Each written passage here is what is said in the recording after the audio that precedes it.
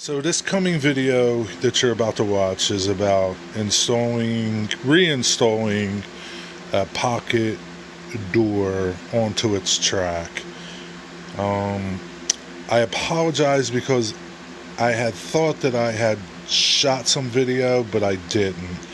The only video that I have is what's to follow. Let me talk to you about first time people doing this. This was my first time messing with a pocket door. Never did it before. These are some of the tools that I used. A good flat bar to pry your trim off, and you want a good putty knife to protect the wall behind it. So you're going to place this behind your wall and pry your trim off. First things first, you're going to go around with a knife, cut all of the caulk that's all around the trim everywhere. So sometimes it's kind of a bad example, but if this was the hole, the pocket that the door is going into here, this is your stud.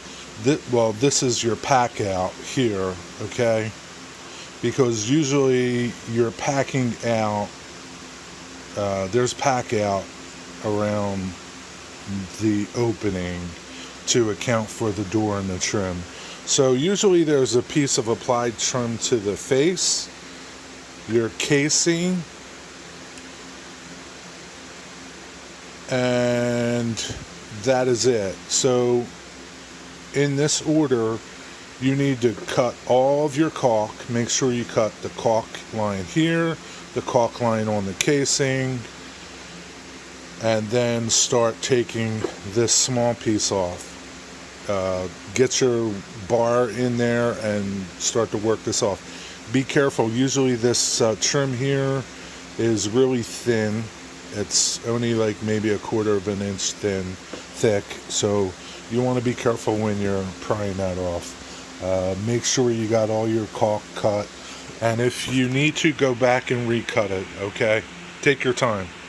So a couple things that I used, again, the thin pry bar, a putty knife to behind it, the knife to cut all your molding, that's out of the way. Your molding's off, okay? These help you, these help you.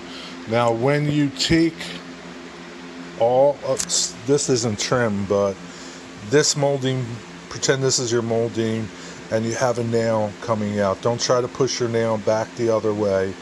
Leave these all sealed up, okay, because then you don't have, that's less nail holes that you have to fill.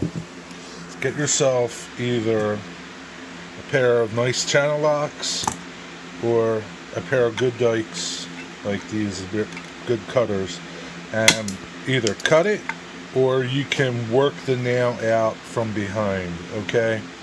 One of those two things. That's what you want to do with those nails that are sticking back out of the trim. You're never going to, like I said, just do that. That way you don't have to finish more of your face. This tool, this is an airbag, $25 about it. Any of the big box stores. You'll see in the video where I talk about this thing. This thing helped immensely, okay? Worth the money. It does a lot of things. Not just with this door. It'll do tons of things for you. So to reassemble, you're going to need caulk, some type of amount. You don't want a hammer to beat your trim on and beat your header back in, your little fill headers. So a little tip. This isn't it, but a fill header. Usually they're going to be nailed in with a heavier nail, okay? Try when you pull this out not to break those nails or bend those nails. And if you do bend them straight back. And what you want to do is leave them in the piece that's at the top of the door and at the jamb side of the door, okay? You want to make sure you leave them. Just push them back into the holes and you're good, okay? Maybe you can throw another brad in there if it makes you happy. something that I want to touch on too, when you're taking the door off, at the bottom of the door are going to be, at the floor, are going to be two guides. You need to take off those guides. Now, you get your door off, you're working it back on, you need a good screwdriver once you get that door on to hold the, you're going to have to push against that pin for the captures the roller on the door. So you're going to have to finagle it, and you want a good screwdriver to help you do that. And I cover the other items in for reattaching the door. That's all I can think of. I hope this helps you.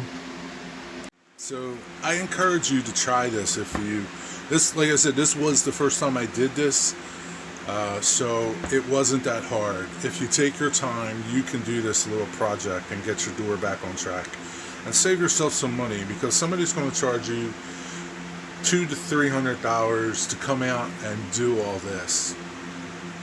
And all you need is couple hours and some good tools. Don't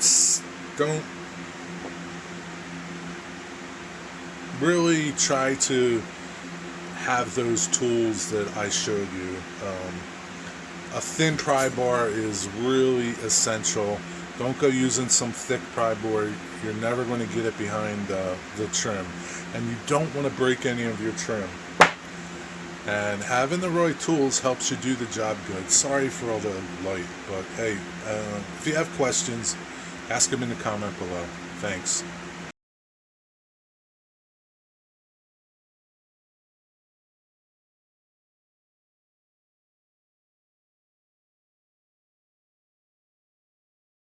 So I got a pocket door here. Came off the tracks. I was able to get it back on. So if you're lucky, if you're really lucky, you just have to take off the casing on one side. If you're not so lucky, then you have to take off the casing on the other side of the jam, the opening side, the pocket side, should I say. I'm going to tell you what, this one just came off the tracks. It's a channel type, and those little there's little catches that lock the wheels in place up top there, and the door got slammed really hard, and that banged the back of the cavity, and that back roller came off. This thing saved my life, because when you take the door out, obviously you have to position it back in, and it's hard to get that door just right so that it catches on that on the wheels up at the top. That little bag under the door, jack it up, and then that way you can do this by yourself. You don't need anybody to help you. It's a little hard, but it takes a little finessing, and sometimes if you're unlucky, the catches that lock those slides are on the other side. So you kind of need something like a screwdriver or a nice pry bar to fit in there and to bring that lock around and lock onto the wheel itself. But yeah, this can be an easy job or it can be a hard job. So far, it's been an easy job. Hey, be safe on your job site and in your shop. Be well. See ya.